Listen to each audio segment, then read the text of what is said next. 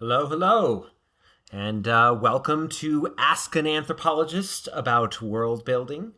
My name is Michael Kilman. If you don't know who I am an anthropologist who specializes in media and world building. And I'm also the co author on the book Build Better Worlds, an introduction to anthropology for game designers, fiction writers, and filmmakers. And Kira and I wrote this book in part because we recognized that there's a lot of people out there who were kind of drawing on not so great sources like Guns, Germs, and Steel by Jared Diamond, which has been roundly debunked by Anthropologist. The same is also true of Sapiens by Harari, Better Angel of Your Natures by Pinker. These are books that kind of play at anthropology, but kind of present some fictions. And you can actually see, like, in fiction that does use, like Guns, Germs, and Steel, for example, some serious problems with some of the social science, if you know what to look for, of course. It doesn't always matter to everybody, but the game Horizon Zero Dawn famously talked about using Guns, Germs, and Steel, and while I love a game where you fight robotic dinosaurs with a bow and arrow, there are some serious problems with the world building and assumptions of how tribal societies work and agriculture and all kinds of other things. So I just wanted to kind of offer these live streams as kind of a way of allowing people to ask direct questions like, how do we build better fictional worlds? What does it mean to apply social science? What makes a good world? Those kinds of things. I do have a couple of questions that came from direct messages from people who follow me. I can start with those, or if anyone watching here, it looks like we have a couple of people. If you want to ask your questions, feel free to do so. I guess I will just start as a kind of a basic question: where to begin with world building? And that's a question that really depends on your approach to writing. Some people are plotters. A plotter, if you don't know, is a person who spends a ton of time sitting down before they really write anything significant, or maybe they write a short, a couple of chapters or things like that. But they sit down and they meticulously plan their story. Right? And then there is discovery writers, also sometimes known as pantsers. These are like the Stephen Kings of the world. Brandon Sanderson is probably the best known example of a plotter. He is someone who sits down and meticulously builds his worlds and talks about the fact that like he has all of these magic systems and worlds built in advance, and then he kind of throws characters in them. And Stephen King would be the most famous example of individuals who are discovery writers. So depending on which you are, and some people are a mix of both, that would depend on where you begin with world building. So with a plotter, you're talking about having to kind of create the infrastructure for your society and world. Maybe you're sitting down and designing the political systems and thinking about how religion reflects that and how language reflects that. And you meticulously plot and plan, maybe use a guide like Build Better Worlds or one of the many other world building guides out there. Maybe you know enough about fictional world building from many years of tabletop gaming or anything like that. But that would be the plotter approach. Sit down, plan it out. Here's the danger with the plotter approach. The danger is not that it's wrong, because there's no right, wrong way to write a book. The danger is that you world build so much that you never actually get to the writing. That's the danger, right? So in a lot of ways, I do think that your world building should be adjacent to the writing process. That's just a piece of advice. Again, this is, there's no wrong way to approach your craft. But as you're writing chapters, start figuring out, okay, well, my character needs to deal with this. What are going to be the cultural, political, economic, religious, ideological conflicts that these characters are facing in this chapter? Why are they running into roadblocks? And then sit down and write them. With a discovery writer, which is me. I am the essence of chaos in writing discovery. My world build happens in my subconscious, in part because I've spent many years teaching and studying anthropology.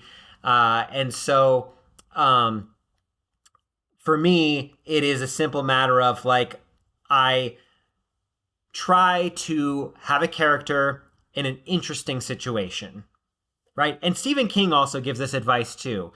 What's an interesting situation that your character is in, and then how do they get out of it? And so for me, as I'm writing, I kind of think about a little like, okay, well, what kind of cultural systems are in place to create this problematic situation this person is in?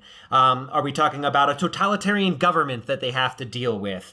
Are they talking about a world where, like in His Dark Materials, a world where everyone has a demon and they can kind of talk and communicate to each other? How does that change the situation for problem solving? So as a kind of a discovery writer, you're going to be writing a scene and then maybe coming back and thinking to yourself, oh, what can I do? Or what does this reflect about the world? What kind of problem would this world be in, and where will we go from there? So those are kind of two basic core things of where do we begin with world building. Again, this is just advice. Your process is your own. Ultimately, when you're building fictional worlds or you're writing, you have to find the process that works best for you. Again, if you have particular questions, feel free to drop them in the chat. I'm happy to talk about all kinds of issues surrounding world building. Another question I had was talking about violence and villains. So this person asked me, what kind of important things should you think about when approaching villains? Well, first, of course, with world building, you're going to be thinking about how does a setting create a villain? If you live in an egalitarian society, what does a villain look like? If you live in a nomadic pastoral society where your primary thing is horses, and you herd horses and horses are everything about your culture, what kind of conflicts would you have? Well, in that situation, horse thieves, right? So you might have a villain who is a really good horse thief. And then they can use that horse theft to leverage their political power in a society.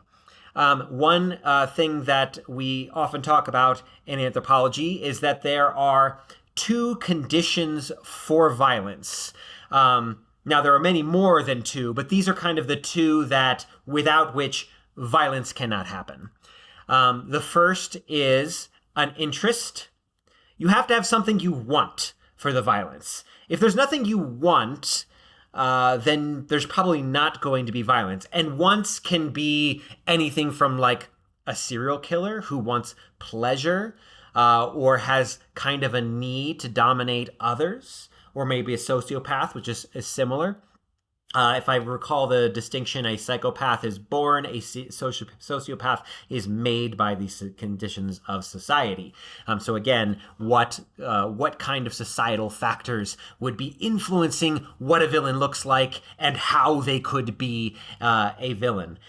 So what are the interests? In the case of the horse thief example, the villain is naturally someone who wants an economic edge. Having more horses in a pastoral society or a cattle society or a shepherd society would naturally mean more access to power and wealth. In some societies that, for example, a lot of cattle cultures, in sub-Saharan Africa, having more cattle means access to more reproductive opportunities. And so their interest could be lust, it could be power, it could be all of the above, right?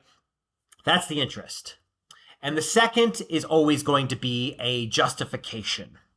A justification is, well, I'm better than that other person. Or if, like, let's say you're a bank robber, your interest is money. Maybe you are like, well, these are big corporate banks. They're insured. No one's really going to get hurt anyway. Besides, banks and the whole capitalist system, they oppress people. So I'm just going to go out there and I'm going to rob a bank, right? You can have religious justifications. These are the heathens who disagree with my sense of morality and power. It could be with a serial killer. The justification, it could be, well, humans are just cattle for me to play with. Or the justification could be, I need to do this to make myself feel better, to make the voices stop. Various other things. Could be mental illness. There's lots of ways that you can have an interest and justifications. So as you're crafting your villains, now you can, if you choose, make a mad, cackling, evil, sort of villain, like in 80s cartoons are a really good example to look at mad, cackling at villains, like two-dimensional characters. But if you're trying to use anthropology, of course, you want that villain to think that, in fact, they are probably a hero, or at least they're the good guy, or at least if they're not the good guy, then they are someone who has a justification for why it's okay for them to seek vengeance or seek more horses. So those are kind of some things for approaching villains. I also talk about, and I did a TED Talk a little bit on this, how, you can understand people and also use a model we created for the book to build really interesting villains or characters more generally. And that's context, conditions, and choices, right? Understanding the historical context, and if you're world building, you're making that historical context, of course. What does the history look like? When I say context, what I mean is, when you are born, what is the culture and society as a whole that you are born into? So for me, I was born in the 1980s. So we're at the tail end of the Cold War. We have atomic energy, we have fossil fuels, we have the rise of neoliberal capitalistic systems. All of those things were going to affect me and the way that I move through the world, right? And the media that surrounds that stuff, the kinds of stories that people tell. The church, I grew up Catholic, and so the Catholic Church, that was, those kinds of, the religion was dropped on my lap, a certain sense of morals, a sense about what rightness and justice should be. All of those things are essentially the context for my life, right? Now, the conditions. The conditions overlap in some ways with context. Context is the whole system. It is the all-encompassing thing you're dropped into. Conditions are your particular life circumstances. So, again, I grew up in a Catholic household. We grew up in a lower to middle class house. I grew up in a suburb of Philadelphia, which is on the east coast of the United States, which has a certain particular kind of history. And so those kinds of conditions and context will then impact my choices. And if I'm a villain, that's the world I'm going to come from. So what in that world makes me a villain? Is it the context? Is it the conditions? Is it both? Because sometimes villains have great conditions growing up, and then something happens to them, and they change their mind, right? And that's also a part of the conditions. Maybe you were an Iraq war veteran. I am not. But maybe you're an Iraq war veteran and you saw the terrible excesses of war and you decided to become a mercenary because you think that your skills don't apply to anywhere in the world because you went to war. And so you become a mercenary and over time, perhaps you take increasingly controversial contracts. You're doing shadier and shadier things, and ultimately you become desensitized to what war and violence does, and maybe you become a sociopath. Now, of course, not every veteran is going to be a sociopath. There are some very thoughtful veterans that are good friends of mine. In fact, when I've taught anthropology, some of the most interesting students with the most worldly experiences were veterans, because they had been out in the world and they had experiences, and they were here to learn about other cultures, and they were sincerely curious. But in the case of a villain veteran, maybe this is just someone who has been desensitized for violence. Maybe they can't get away from, PTSD or night terrors. Maybe, or they fall into drugs and become addicted. All kinds of things, right? So again, there's an approach to villains. Any questions so far?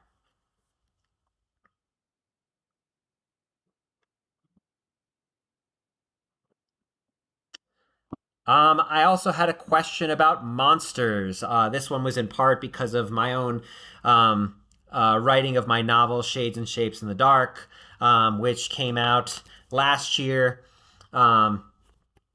Okay. I will jump into that, actually. A character that isn't entirely human. How would you approach this? So again, context is also biology, right? So what are the biological systems? A great example for thinking about this is, I forget, what was his name? The guy who wrote Children of Time. Forgive me, it's off the top of my head, I can't remember. But Children of Time is a book about an uplift society in science fiction. An uplift society, if you don't know what that is, it is like an artificially enhanced creature that then becomes sentient and conscious. In this case, there was an uplift society that accidentally made spiders super smart. And so how the author approached this is he says, okay, what are the biological senses and conditions of spiders? In this case, what is their cognitive map? Because this is a particular species of jumping spider, right? And so this particular species of jumping spider is not going to have language in the way that humans have it. They're going to, do a kind of dance as part of their communication, or various other things that spiders do, vibration on webs, and they ultimately decide to use ants as their computers. They develop pheromones to get ants to do their bidding and become a part of their computer system. So approaching a non-human character, you would be thinking about, what does their biology look like? Is their biology humanoid? Humanoid being like they walk on two legs, very similar to humans. Are they like, I don't know, Argonians, or dark elves, or orcs, when you talk about the Elder Scrolls, right? And I specifically use the Argonians because I always like to make a joke about the Argonians. Why do the lizards have boobs, right? Don't make the mistake of doing what Bethesda does with Elder Scrolls. There is no reason for your sentient race to have mammary glands if they lay eggs and they don't breastfeed, right? Mammary glands are for breastfeeding. So, lizard boobs is kind of an ongoing joke between me and my co-author, and I've used it a couple of times in panels. So that's how I would approach non-human characters. And think about their biology, then also think about the climate. What kind of adaptations do they need in their particular climate? And then what kind of adaptations do they need if they go to another climate? If they are spider creatures and they don't have a climate-controlled environment, they're going to have to build climate control systems. Humans are a great example of this. The reason we're able to exist in literally every ecosystem on this planet, and even in the vacuum of space, is because we have the brains to build tools and technologies to adapt to that.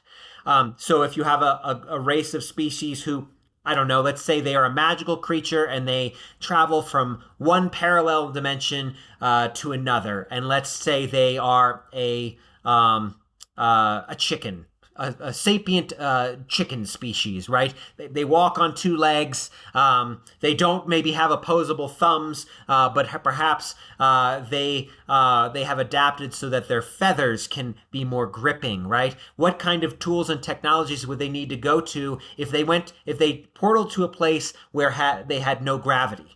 and suddenly, maybe their wings that can be used to hover but not really fly, can kind of be actually used to kind of move around to some effect in zero gravity, but maybe the atmosphere is totally different, and so they have to develop a breathing apparatus. And the complexity of that breathing apparatus might be such that they only need to wear a little face piece, or maybe there's no atmosphere at all and they need to wear a full helmet. So you have to think about how to approach non-human creatures. It's also important to remember that non-human creatures have different ways of reproduction.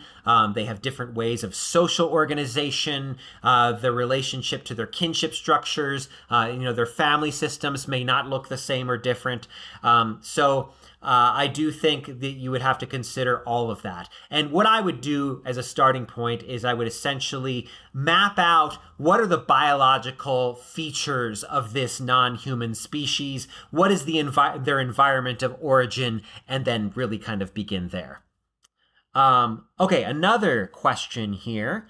Do you think you could have electronics without having an industrial revolution first? Not sure if this is the right way to say this. So what you're saying is advanced technology is what I'm guessing at. Can you have advanced mechanized technology without an industrial revolution? I would think that depends on the biology and environment in which the species is raising up. You could have a kind of harnessing of biological technology. What is the name of that species in Star Trek that fights the board? 746 or 748 or something like that. But they are basically every single parts of their ship are organic and biological. If you can harvest things around you that are organic and biological, and you can essentially create raw materials out of those, you may not need an industrial revolution. I would say that it also depends on how you're defining that industrial revolution. Are you defining these as factories? Are you, which is, classically this large scale mechanization is how industrial revolutions is kind of classified, which is why they're essentially 18th century, because we reached enough technology to have these kind of mass production and mechanization systems. But I do think you could get advanced technology without industrial revolution under the right conditions. What those conditions look like, well, I suppose you could get real creative with that. But I think having a technology that is essentially biotechnology or bioengineering, as it's often called, would be a way to build a complex situation around that. I actually, if you want inspiration on this, Jeff Vandermeer's stuff is really good. Jeff Vandermeer, right? He wrote the Southern Reach trilogy, which the most famous of which is Annihilation, which was a film very different from the book, as movies often are, with Natalie Portman. I really like the film. It's like very different from the books, but I like it as kind of its own thing. It's definitely not really in the ballpark. But he wrote a book called Born. And that one is really fascinating because you have this little creature that is kind of evolving around this human character who is slowly developing its consciousness, and it's able to adapt incredible things just from its biology. Now, of course, this is like a future Earth sort of situation, a near future Earth where biological engineering has kind of gone wrong. But if you had a species like, I don't know, a slime mold or something that was able to, over time, build tools and develop languages with biological systems, I do think you could have really advanced technology without electronics. I actually think, I think that's actually where we're going. I think we're going to move away from a species from kind of this extractive technology of harvesting minerals out of the earth, and more towards kind of bioengineering, growing things. Growing a plastic bottle, for example, is definitely something people are trying to do. So I think we are moving kind of this thing. I think you can skip the extractive industrial revolution step in the right circumstances. So that was a long answer. Hopefully I answered. Yeah, that's what I mean. Yeah. So other questions or thoughts about world building?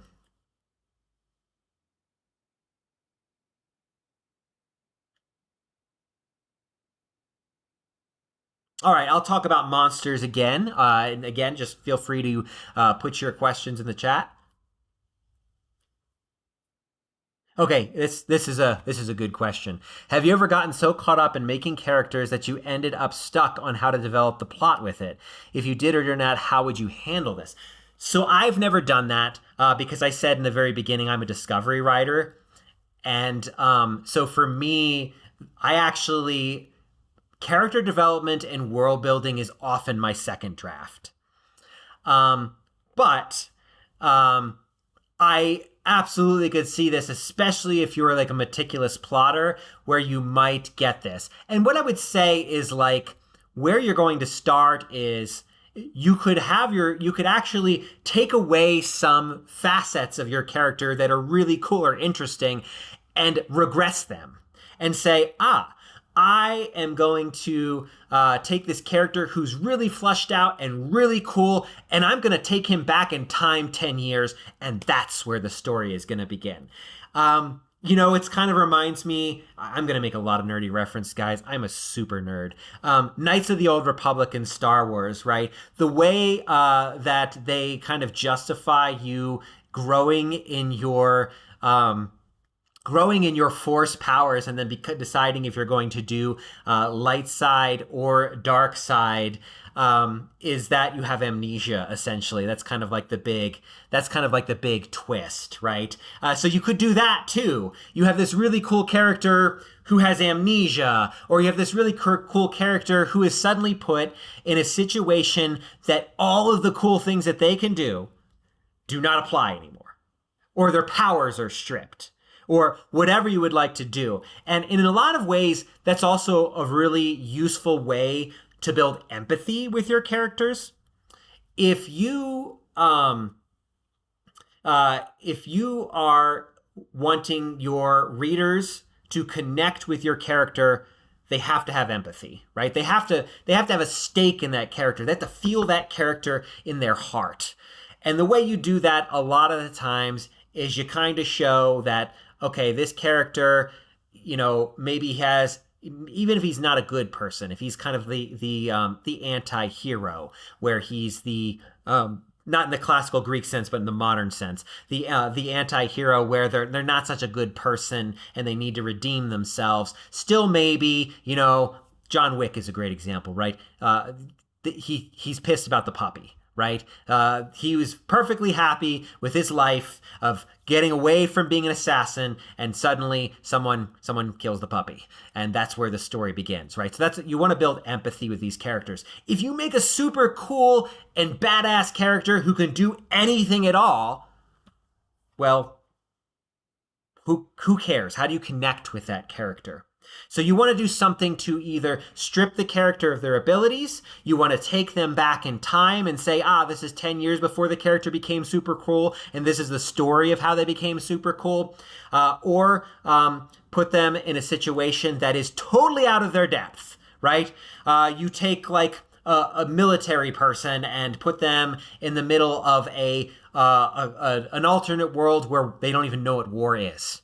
And then what happens there? All their badass skills are suddenly not very useful at all. So that was a great question. What else you guys got? And sorry if I start talking about something else and then you've asked a question. I think this is on 10 or 15 second delay. It's just what YouTube automatically does. So if I start talking about something and then I'm like, a question, then I'll get to it. Monsters. So talking about monsters, I really highly recommend, if you are academically inclined, I would pick up a copy of David Gilmour's book, Monster. He's an anthropologist. He explains kind of the history of monsters and culture.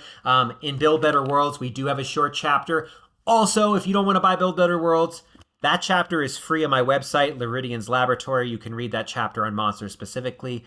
Okay, another question. Another great question. You guys, such great questions. What do you think is the most important points to hit when world building? Is it maps, architecture, religion, language, myth, historical references, etc.? This is a tough question because, and this is true of many things, it depends. How big is your story is the first question.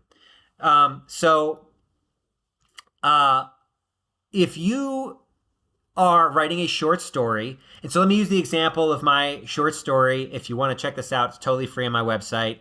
You can get an audiobook version or ebook version. It's called Eye of the Wood. In that story, it's only 6,000 words. So I'm not going to get into the architecture. I get a little bit into kind of the religious and spiritual worldview. I don't really get into much language. I definitely do get into some historical references and myth. So the amount of world building you're going to do is going to depend on the length of the story. If you're writing a Brandon Sanderson or Joe Abercrombie or Tolkien level book where you're talking about multiple, many 100-page tomes, you're going to do everything.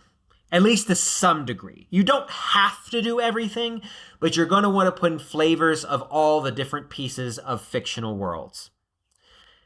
If you're doing a single book, my first novel, Mimi of the Nowhere, is only 144 pages. So it is part of a larger series, but it is really a standalone story by itself. It kind of takes place before the main story starts. So I'm going to give you a kind of an idea. There is a certain economic system that Mimi lives in. She's homeless. There is an oppressive government and security forces that really make it so you don't have any rights whatsoever. And so she's a homeless woman, but she also happens to have the power of telepathy. So she can use that to kind of subvert some of these systems. Well, what systems can she go around? Well, there's also this terrible security system where people are stolen away for pretty much any crime, and they're turned into what is called a runner, which is a prisoner/slave who is forced to do the world's building. And that's really all I need, that and the telepathy system. That's really all I needed for that first novel. Now it happens to be set in a giant walking city, but the giant walking cities are not really that relevant to the first story. It's the city, it's a self-contained ecosystem, so there's a little explanation into what goes where and when, but it is not, I don't get really much into the architecture beyond like talking about skyscrapers, just brief mentions. I don't get too much into the language. In that series, there is a sentient artificial intelligence, but it's not relevant for that book at all. So I actually skip over a lot. So really, to answer your question, it's going to be about length and what are the things that are most important to your plot. So focus on that. What's going to be most important to your particular plot? The magic system, the religion, the political system, the economic system, what things are super important? So great question. And again, as the longer your thing gets, the more detailed you're going to be.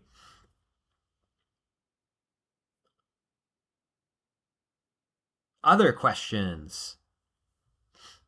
Keep them coming. This is great.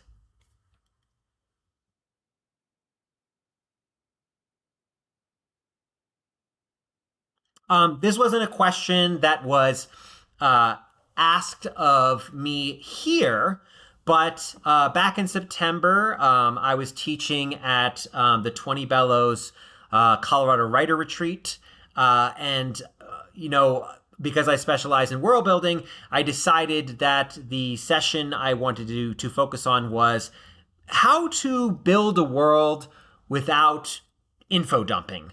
And by info dumping, I mean just like, here's all the things in my fictional world that are real shiny and cool right away up front. And like the reader is like going into like shock because you've overloaded their brain with information, right? It's like if someone hands you a 700-page history tome and says, read this in a couple of days and get back to me, right? It doesn't work. So what we did is we talked about in that workshop, world building through dialogue. You would be surprised how much you can get done in characters' conversations. So, for example, in the first chapter of my book, Mimi the Nowhere, there is a conversation between Mimi and the girl she is dating. And the girl she is dating, Shannon, is pretty young. Now, Mimi happens to be 800 plus years old. Shannon's only like 27. She's super young. She's relatively new to this world. She doesn't, like, Mimi has taken her down to this secret underground area where they do water treatment and they recycle all the different ecological systems, and they create algae so that the people inside the walking city can eat, and they're fishing. So they're sitting around fishing, and Shannon's like, why are we fishing? We can just get stuff from the food dispensers. Now, if you're homeless, what you get from the food dispenser is just like a nutrient paste. It's not very tasty. And Mimi is like 800 years old and has a little bit more of a sophisticated palate. And because she's a telepath, she's been able to kind of sneak some food here and there. So Shannon's like, well, and so Shannon starts asking, why are there fish in the algae? What's the point of that? And Mimi's like, well, that helps the ecology. The ecology is super important. And then, so they're talking about what the world is. They talk about what it feels like to be in the underground section of a city that's giant and walking, and how you kind of have to, like, you almost have sea legs like a boat because things are constantly moving and swaying slowly, and so you have to get used to the sea legs. And Shannon asks something like, what are sea legs? Because Shannon has never seen an ocean. They have a big lake in the middle of Central Park because this is in the future version of New York, but Shannon's never seen an ocean beyond like hearing about it in a story. So, or maybe watching it on their media about the old world history. But because she's homeless, she doesn't have a lot of access to that stuff. So you can establish in world building some key features of your fictional world really fast through conversations with characters. Like, what is something a character knows and what character doesn't know, right? And you see this a trope a lot in fantasy novels with kind of a master-apprentice kind of approach. Brandon Sanderson talks about this in length in some of his kind of YouTube series lectures, which, if you don't know anything about him or his work, he teaches college courses at Brigham Young University and live streams them every few years with updated content for free. I will link those in the bio for anyone else who wants some more additional resources.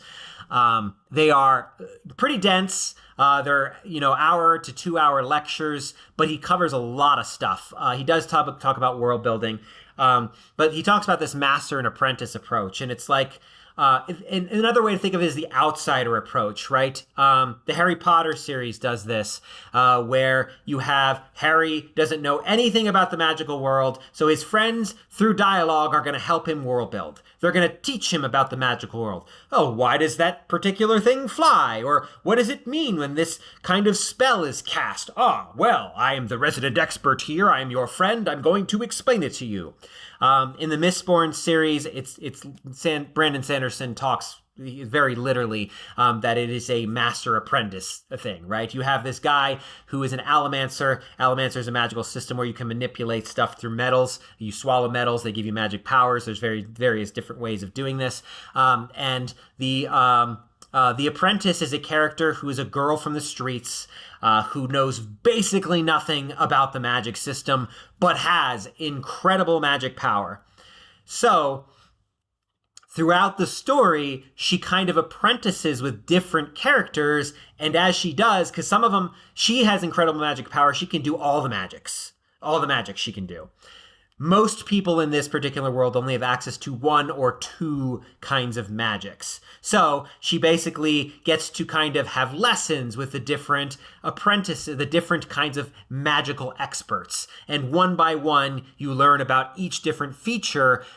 And it's not like it's every single day they go, right? It's like, she goes for a lesson, and then she goes and has to fight some bad guys and has to apply that knowledge, and then fails. And they say, oh, well, you failed because you didn't know this part of the magic. So we're going to send you over to Claude over here, and Claude is going to teach you this thing about magic. And then, now you, now she gets into another fight, or there's another series of conflicts, and then ultimately she has to try this new thing out, and she fails that one, or she does it really well but barely survives. Oh, well, that's because you're missing this piece of the knowledge. So they have conversations, and they train over the course of time. And the longer your story, the more useful dialogue can be to build a fictional world. So great question. That wasn't a question, actually. Sorry. That was me talking about the workshop. I am actually developing an e-learning course on building fictional worlds without dialogue. When it comes out, probably sometime in the spring, I'll launch it and make an announcement on my Substack and my website. It will be living on my website. It'll be basically free for anyone who subscribes, essentially. But it'll kind of give you some tools and techniques to think about world building through dialogue. Calendars.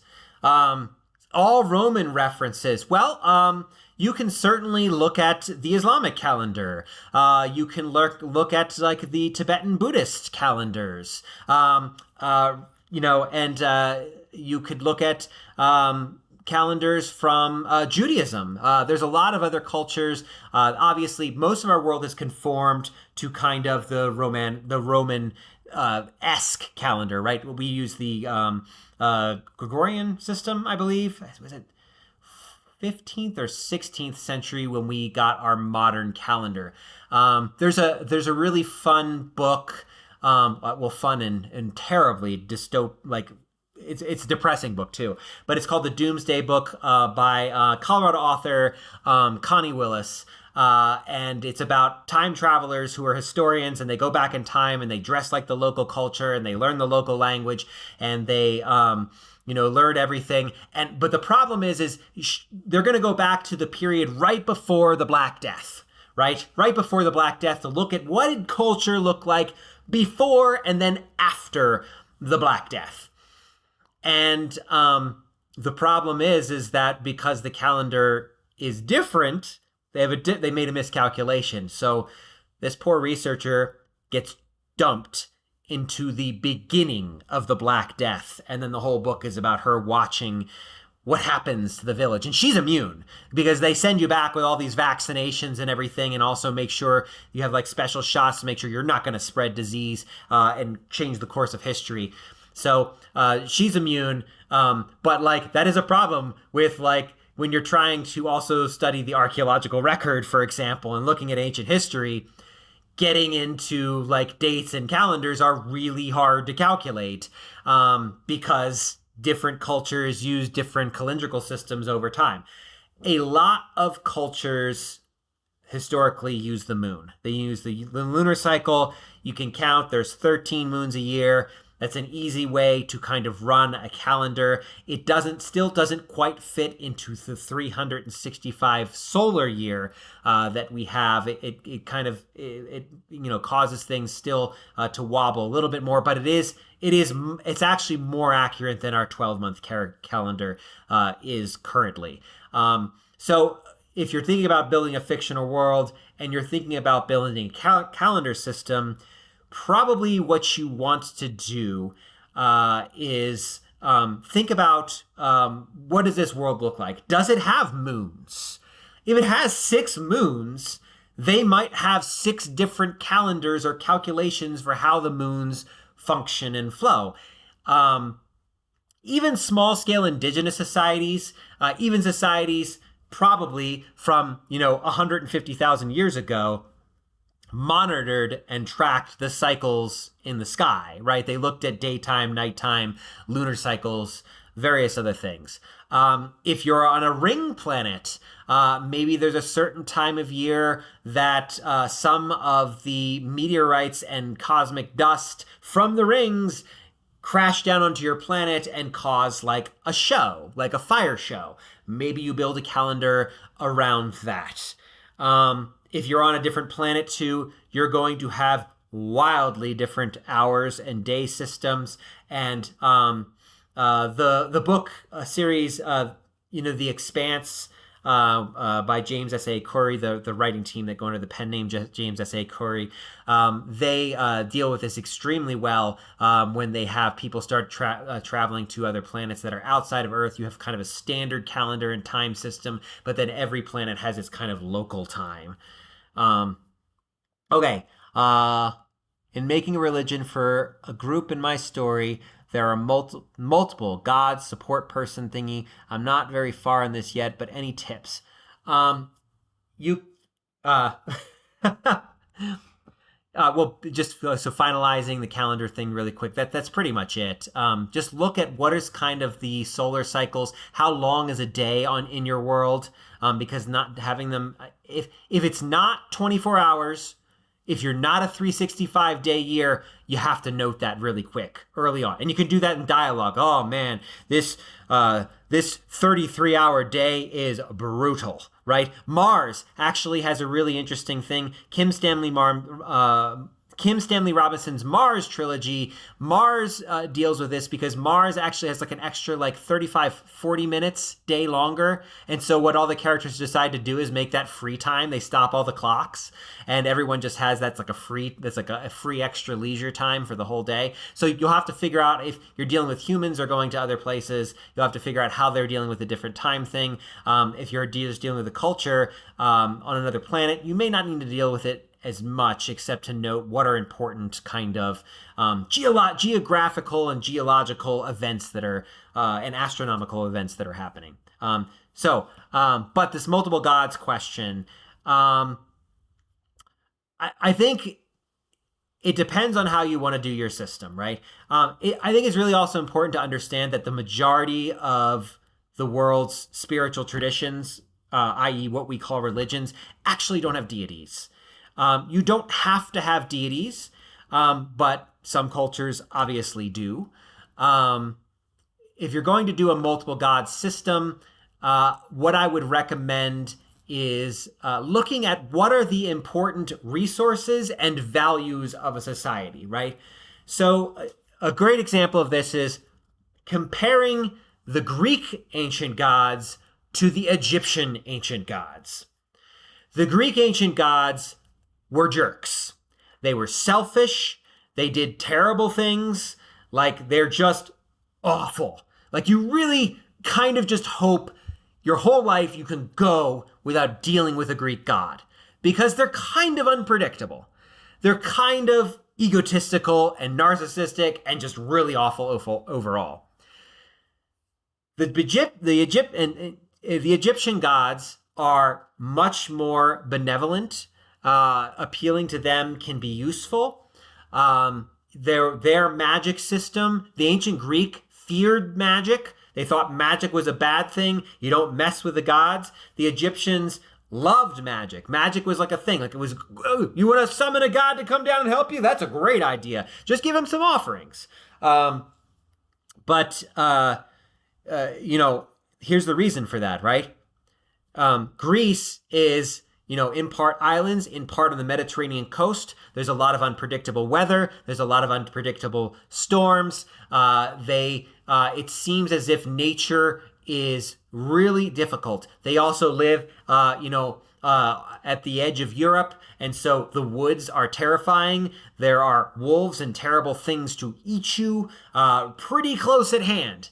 And while that can be kind of true in Egypt, because you got crocodiles and lions and snakes and all kinds of things, you could actually be more desert focused and be away from that kind of stuff more easily. And the Nile flooded with a series of predictable storms every single year for thousands of years. So you knew approximately when the rains were coming. Nature was very benevolent and very on schedule. So their gods naturally reflect the environmental conditions that they find themselves in. So if you're thinking about multiple gods in your story, what kind of environment do these people live in? What is their economic system? Now, of course, economic system and laws often go hand in hand with religion, but you have exceptions. One exception is the United States. The dominant majority religion in the United States is Christianity, which is monarchical. It actually pushes a monarchical society in a lot of the teachings of Christianity. But we have a democratic system. And this is why you actually see a lot of clashes in political ideology between Christians and secularism, because Christians still have that kind of sense of political organization of monarchy in the background, versus we actually live in a democracy. That doesn't mean all Christians. There's plenty of Christians out there who are fine with democracy, but the people who are like, they're very authoritarian, things must be this way, it's clear, black and white, that's because their myth structure actually flows from Christianity, which is monarchical and also has clear black and whites in a lot of places. There's not a whole lot of room for nuance in those particular situations. So you'll be thinking about all those kinds of things. What resources do they have access to? Is there a shiny metal that gives you magic powers? Well, is there a deity surrounding that? So thinking about all that kind of stuff is super important. We have a question about clothing. A great example for clothing is looking at hijabs and burqas and this very like covering up clothing in the Middle East. That clothing actually predates Islam by quite a lot. And the reason you wear that kind of clothing is because you live in a desert. Contrary to popular belief, it is actually a bad idea to be next to naked in like a bikini or just shorts and nothing in a very hot climate. It is actually far better and more effective for keeping you cool to wear fully covered light cloth.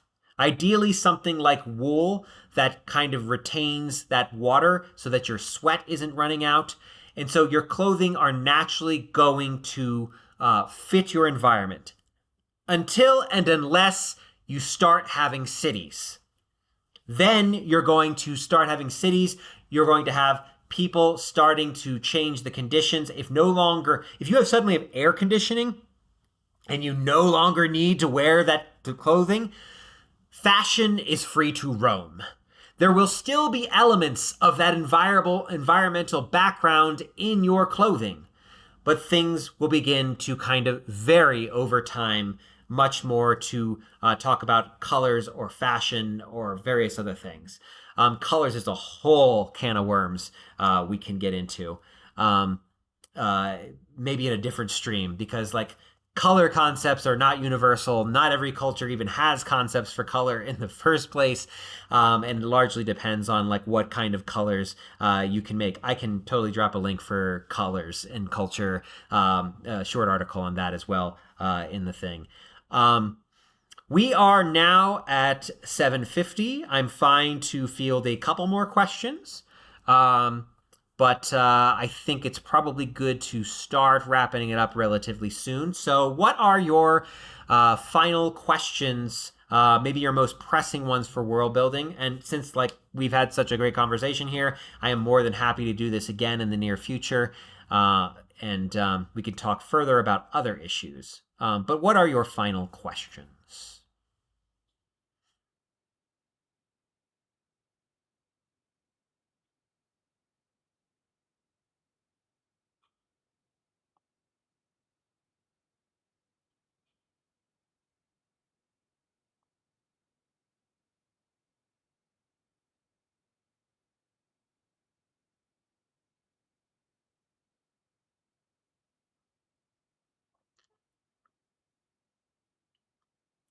All right, well, if we don't have any final questions, that's totally fine. I have a ton of free content on my You don't know about anything about geography. I would just check out Crash Course. Crash Course Basic Geography. You don't need to get crazy with it.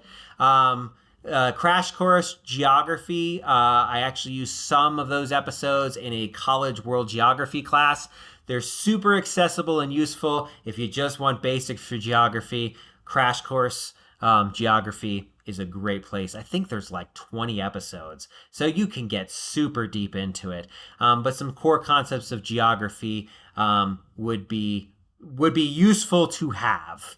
Again, this also depends. Like, if your world is, as in my short story, Eye of the Wood, if your world is a village and a terrible living darkness of a forest and then a sacred grove in the center, you don't need a lot of geography. You just need some basics, maybe. But if you're starting to talk about political boundaries or different ethnicities or cultures, then yeah, geography definitely shapes a lot of the way a world is built. So, but yeah, plenty of resources on my website, luridianslaboratory.com. I'll put a link in there for the direct page for the resources. There's a ton of stuff on there that's free. I believe there's 6 or 7 articles on world building that are free. There's a series of podcast recordings from Comic-Cons where I was on panels with other world builders, and we had a prolonged discussion about these things. Final question here. How much effort would you put in at a time? Like, how much do you spend day or week working on this in order to give yourself a breather and stuff? That's a great, great question. And I would say that a little bit every day goes a long way. It depends on what your project is. If you're wanting to like design something super cool and you wanted to write a book, just spend one thing at a time here and there. I know, so my Chronicles of the Great Migration series, that one is, that one's about the giant walking cities, the first book being Mimi and Nowhere. I probably spent, maybe I would like write a chapter, then I would sit down and be like, okay, well, this chapter dealt with this thing. I need to sketch out for 15, 20 minutes. What does this look like? And because I'm not a plotter, I'm like, okay, I'm playing with these ideas. And then like, I'll be writing the dialogue and be, oh, wait a second. And this is from years of anthropological training. If they do this thing, then that's not going to work in the social system. And that's going to cause a major, plot hole here. So I need to go and rework things. And then I would spend like 15, 20 minutes figuring out how to rework this. I mean, there are people who spend years and years and years and years building their fictional world. That's fine. You can do that. I think if the whole point of world building is to serve the story. That's it. If you are world building so much that you don't get to your story, then world building really becomes it's world building for world building's sake. So what you want to do is you want to center all around the story, which is why if you're not really like trying to meticulously plan it out, I would just try to play with the characters, play with their conflicts, and then sit down, reread that section and be like, okay, what does this say about world building here? Can I spend 15, 20, maybe 60 minutes really sketching out what are the key cultural causes of this world that's causing these characters to have a disagreement or an obstacle, right? Like maybe like in the Dune series, you can't use atomics or lasers on shields because that makes things blow up. And so that kind of, because if they could use lasers, then or atomics, they could have just leveled like whole sections of the planet of Arrakis and the story would be eliminated, right? Or with Star Trek, they had to put in shields up means no transporters because how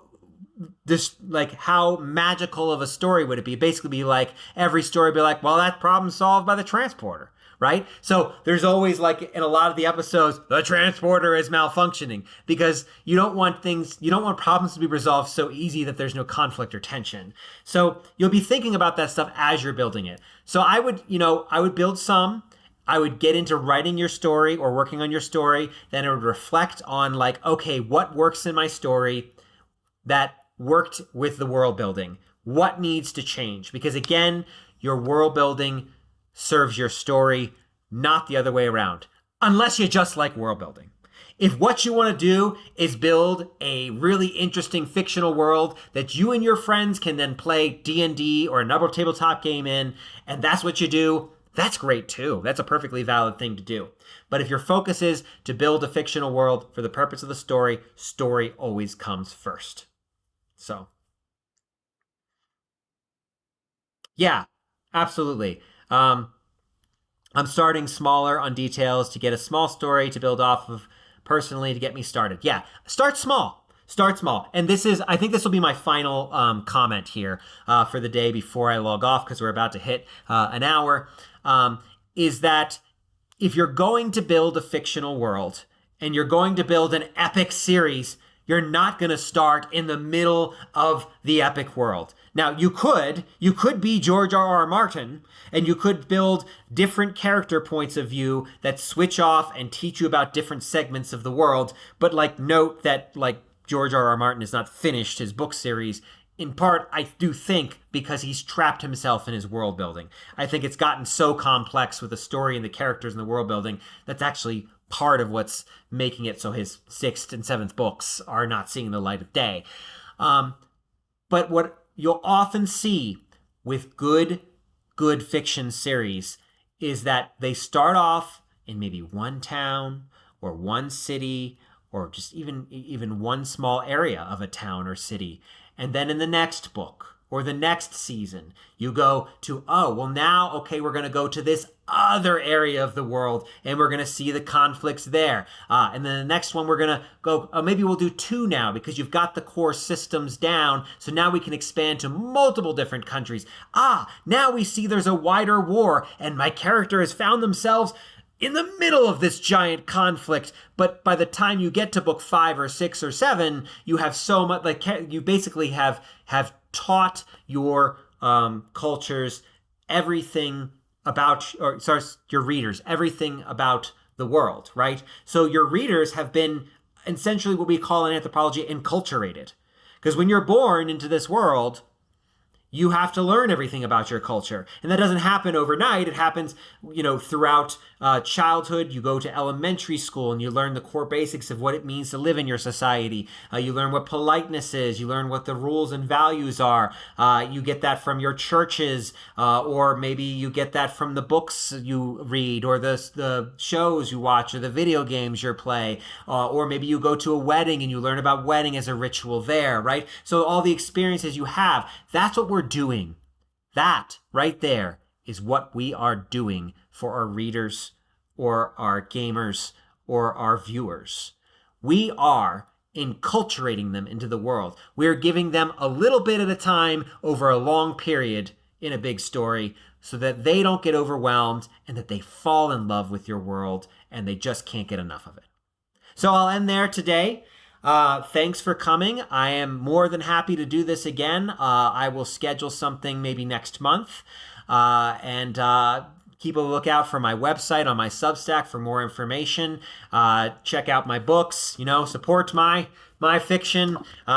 Shades and Shapes of the Dark. The 2nd book is coming out this year. It's dark fantasy horror, if you like dark fantasy horror. If you like Stranger Things, it's kind of in that vein. Different system, but it's kind of got that childhood monsters kind of vibe to it.